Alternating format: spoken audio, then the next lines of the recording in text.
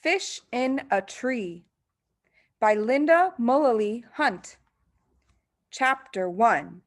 In Trouble Again. It's always there, like the ground underneath my feet. Well, Allie, are you going to write or aren't you? Mrs. Hall asks. If my teacher were mean, it would be easier. Come on, she says. I know you can do it. What if I told you that I was going to climb a tree using only my teeth? Would you say I could do it then? Oliver laughs, throwing himself on his desk like it's a fumbled football. Shay groans. Allie, why can't you just act normal for once? Near her, Albert, a bulky kid who's worn the same thing every day, a dark t-shirt that reads Flint, sits up straight, like he's waiting for a firecracker to go off. Mrs. Hall sighs. Come on now, I'm only asking for one page describing yourself. I can't think of anything worse than having to describe myself. I'd rather write about something more positive, like throwing up at your own birthday party. It's important, she says. It's so your new teacher can get to know you. I know that, and it's exactly why I don't want to do it. Teachers are like machines that take quarters for bouncy balls. You know what you're going to get, yet you don't know, too. And, she says, all that doodling of yours, Allie.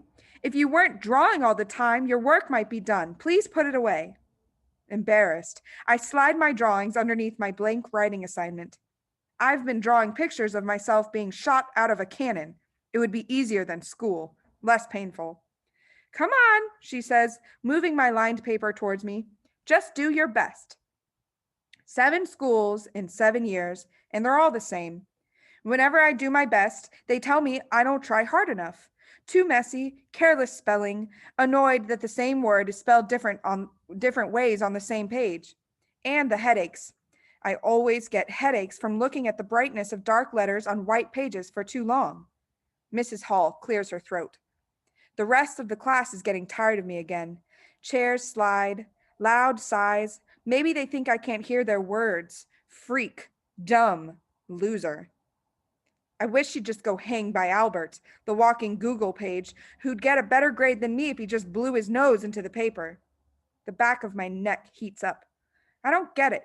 She always lets me slide. It must be because these are for the new teacher and she can't have one missing. I stare at her big stomach. So, did you decide what you're going to name the baby? I ask. Last week, we got her talking about baby names for a full half hour of social studies. Come on, Allie, no more stalling. I don't answer. I mean it, she says, and I know she does. I watch a mind movie of her taking a stick and drawing a line in the dirt between us under a bright blue sky. She's dressed as a sheriff, and I'm wearing black and white prisoner stripes. My mind does this all the time, shows me these movies that seem so real that they carry me away inside of them. They're a relief from my real life. I steal up inside, willing myself to do something I don't really want to do, to escape this teacher who's holding on and won't let me go. I pick up my pencil, her body relaxes, probably relieved that I've given in.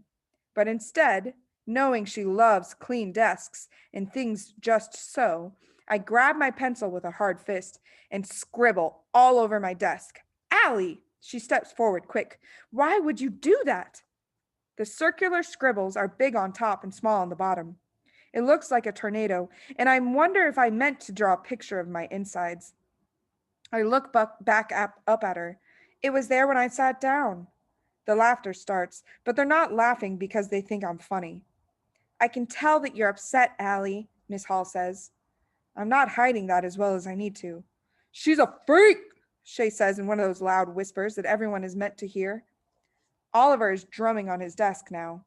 I fold my arms and stare up at her. That's it, Mrs. Hall says finally. To the office, now. I wanted this, but now I'm having second thoughts. Allie, huh? Everyone laughs again. She puts up her hand. Anyone else who makes a sound gives up their recess. The room is quiet.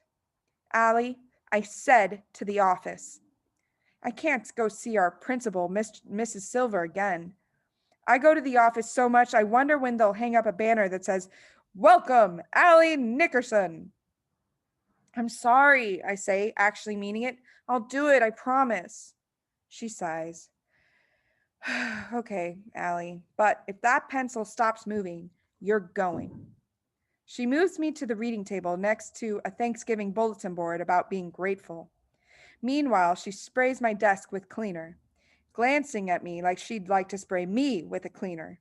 Scrub off the dumb. I squint a bit, hoping the lights will hurt my head less. And then I try to hold my pencil the way I'm supposed to instead of the weird way my hand wants to. I write with one hand and shield my paper with the other. I know I better keep the pencil moving, so I write the word why over and over from the top of the page to the very bottom. One, because I know how to spell it right. And two, because I'm hoping someone will finally give me an answer.